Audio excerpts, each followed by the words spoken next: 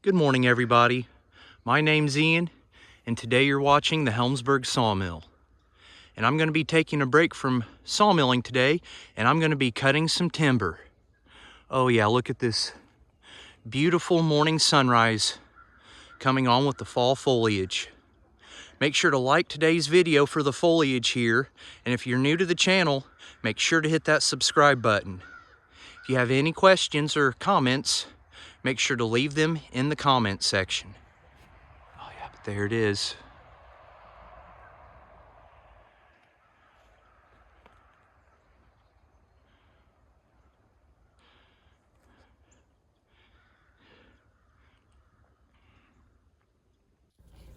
So the old man's gonna cut some nice white oak in this video, and then I'm gonna finish it off by cutting a nice big poplar. Just so you know, where I'm from, calling your father old man is a term of endearment. It's a compliment because it's assumed that old men are experienced, wise, and knowledgeable. It's also what I hear him calling his father, my grandpa. Anyhow, I hope you've been looking at this nice white oak. Pay attention to his technique because I'm going to go over it. This is how you should cut veneer white oak trees. My dad's who taught me, and this cut looks beautiful.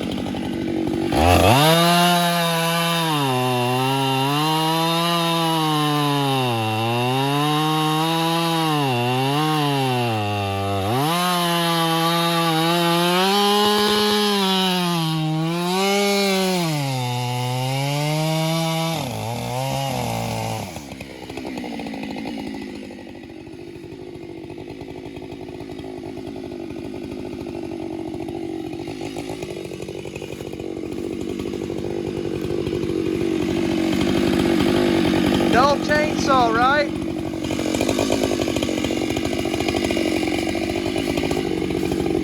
Remember, that's white oak, that's not pine.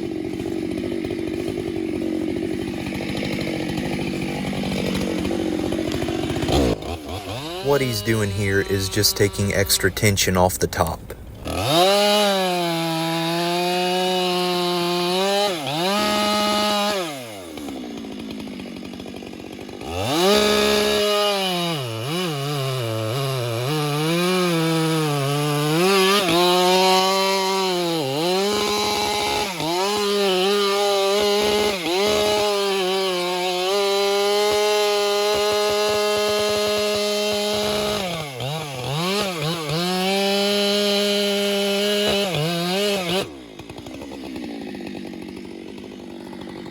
To give you guys the best capture of what he was doing there, but the first thing that he did was he put the face in the tree. He didn't go too deep like I always talk about, because as you can see, that one leg did just have a little bit of tear in it, but since the notch wasn't cut this deep into the tree, this tear stayed in the sapwood and it didn't actually break any of the valuable part of the tree. So he put his little face in. He poked his saw in right here using the top part of his bar and the tip, poked it in, brought it in part of the ways, and then he cut out the center of the hinge right here. You have to make sure that the center of these hinges are cut out. That way, whenever the tree starts to tear, just like it did a little bit in that, it doesn't go all the way across the tree, it breaks off that one leg. So he bored it out right here, and then he brought his saw around through the middle, and then he brought it around over here and he poked it out on this side. He pulled his saw out, walked around, and he poked it back in through here, and then he cut out the rest of the tree all the way around. And then he put in his 2 wedges on both sides to make sure that the tree didn't sit back whenever he cut this back part off. And then after he put the wedges in, he nipped the back part off, and there was no need to hit the wedges any further, and the tree went on its own lane. And there you have it. Beautiful fall weather. The sun just still isn't quite up yet, and it's a little overcast today. I'm going to take the drone up on, or I'm going to try to take the drone up on the overlook later. If it works, it doesn't crash and hit a bunch of tourists. And here's the old man on Rex pulling out that white oak. The woods is too dense up top where that tree was for me to be able to get the drone up above the canopy or anywhere where you'd be able to see the grapple skidder. He'll get on open ground here and you'll be able to see how fast the grapple skidder can go. So the dozer isn't out here yet. The grapple skidder is out here because fortunately this job is only about a mile away from the mill as the crow flies. So he just drove it on out here. It's not very good at putting in trails, which would be nice to have right now, but it's a lot faster than the dozer on open ground, and it can pull a lot more. He made use of it and got out the trees that we wanted to get out. That grapple's also a lot quicker than using a cable skidder or a cable dozer. That kind of goes without saying, since you don't have to climb up and down the machine to hook and unhook the cable every time you're looking to grab a hold of or drop a tree. With the grapple, you just pick it up or you drop it and go. After the skidder makes it back into the woods, I'll take you back to cutting trees. And I'm also going to take the time right now to tell you, don't get a John Deere 648 grapple skidder unless your operation is big enough and you have a John Deere 650 bulldozer or a bulldozer that size to go along with it. You can't just use this machine for the long run. You have to have the dozer to smooth the trails and to smooth the ruts out. And the bulldozer also puts in all the main trails for this big guy to drive around on. So while he's cutting this tree during the video while it's filming, I'm going to explain to you guys what he's doing and the cuts that he's making. And scratch what I say because it ends up not quite going according to plan, which isn't any big deal. The tree just sits back a little bit too hard, and we don't have our steel maul and steel wedges. We just have the axe and the plastic wedges, which are a little bit harder to get a tree like this going in the right direction with wedges. So he just cuts it off the hinge and we run for it. Yeah, you can't hear anything that I'm about to say, just heads up.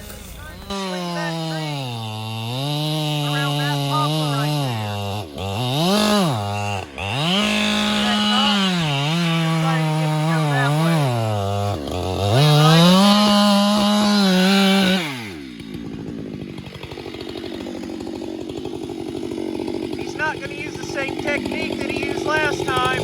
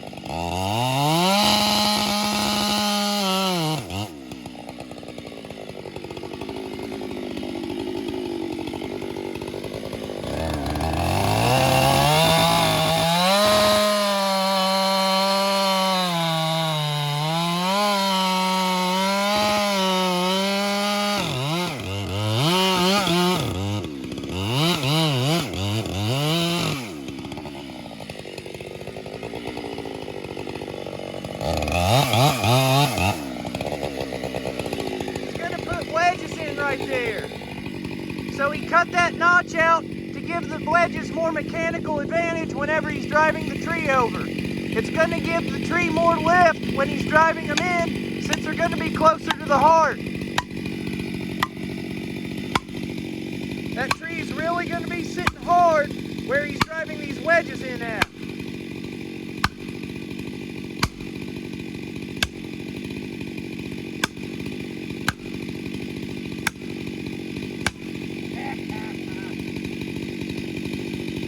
Might get one going there in the back around the side of it first. It's hard to get those wedges started in wood that's not sapwood.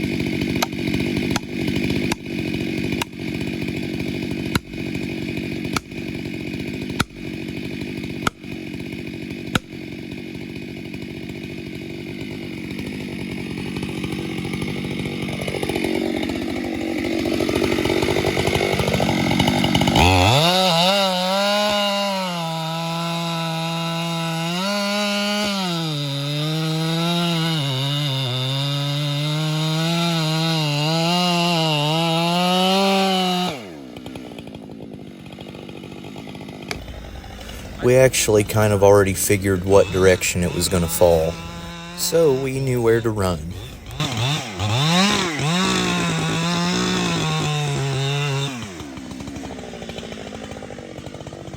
Okay, he's going to be just cutting the hinge.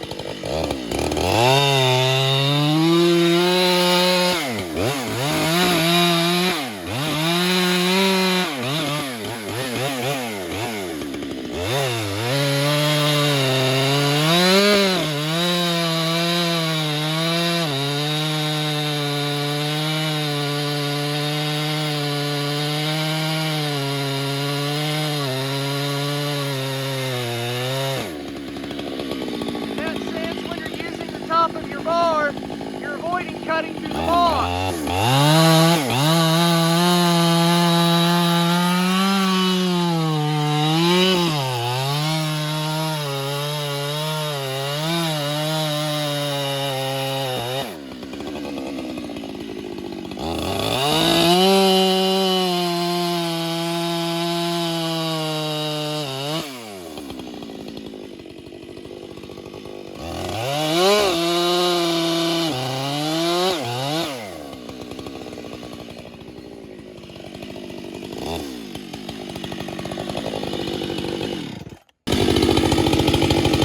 Hey,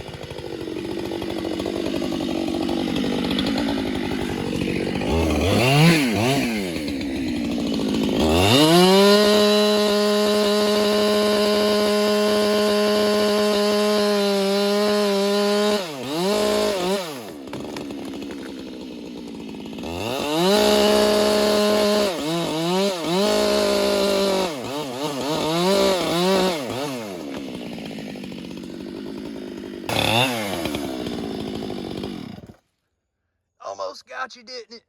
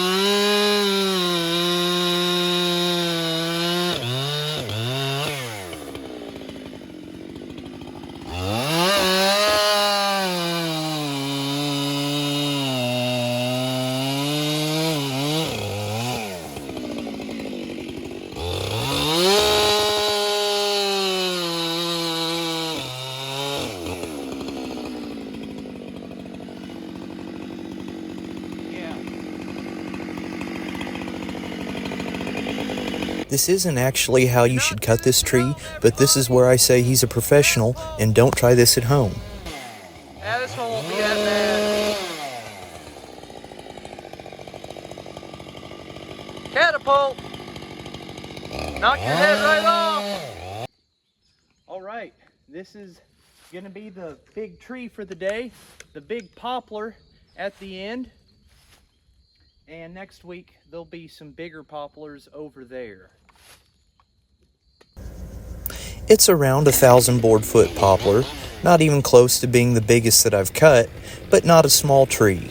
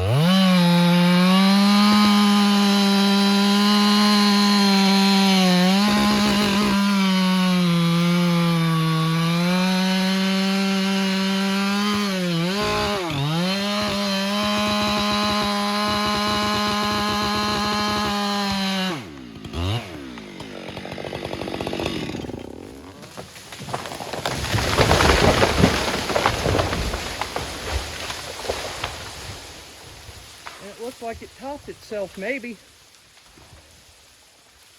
It would be nice. Keep me from having to crawl down over that hill. I guess keep her running. We'll go down there and take a look and I'll trim it off.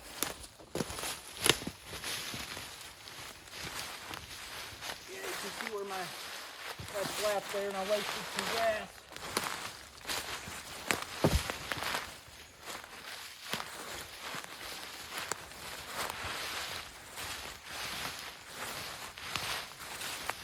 Still going to go down there and cut the stub off.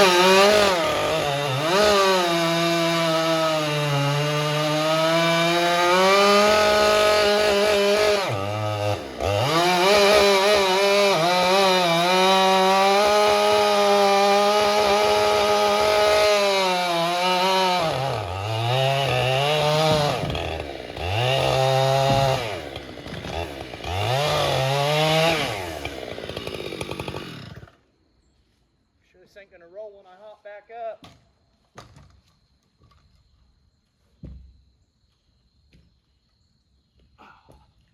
There we go. That's how you deal with that.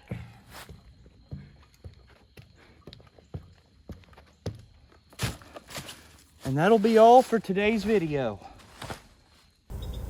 Mention in the comments how long it took me to cut, trim, and top that poplar. I hope you guys enjoyed the video. Now enjoy this view and tune back in again next time.